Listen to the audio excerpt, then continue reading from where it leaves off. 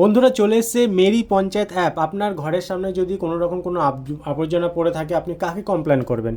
নিশ্চয়ই আপনার পঞ্চায়েত কিংবা আপনার পৌরসভা এলাকাকে।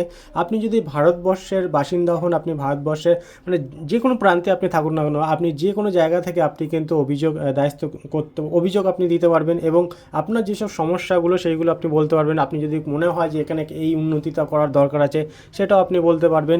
এবং আপনার পঞ্চায়েতে, আপনার পৌরসভা এলাকায় যেসব অ্যাকাউন্টের যেসব ব্যালেন্স, কত টাকা দিচ্ছে সরকার, কত টাকা এখানে যেটা যাচ্ছে, এই সমস্ত ডিটেলস কিন্তু আপনি এই যে মেরি পঞ্চায়েত একটি অ্যাপ্লিকেশনের মধ্যে আপনি কিন্তু সব কিছু ডিটেলস পেয়ে যাবেন।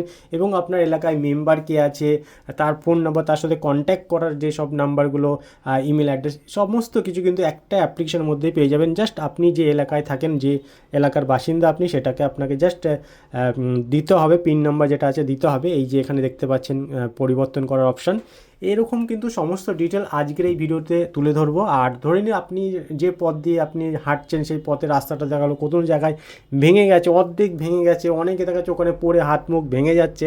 তো সেই সব যেসব অনেকে দেখায় পঞ্চায়েত কিংবা পৌরসভা কিন্তু তারা জানতেই পারে না যে ওখানে কোথায় ভাঙা, কারণ তার পক্ষেও তো সমস্ত জায়গাগুলো ঘুরে ঘুরে দেখা তো সম্ভব নয়, কারণ তারাও ব্যস্ত থাকে। তো সেই কারণে আপনি চাইলে এই কিন্তু অ্যাপ্লিকেশনের মাধ্যমে আপনারা অনেকেই কিন্তু এখানে অ্যাপ্লিকেশন দিতে পারবেন যে হ্যাঁ, এখানে রাস্তা ভাঙা আছে, এখানে মেরামত করাটা অবশ্যই দরকার আছে।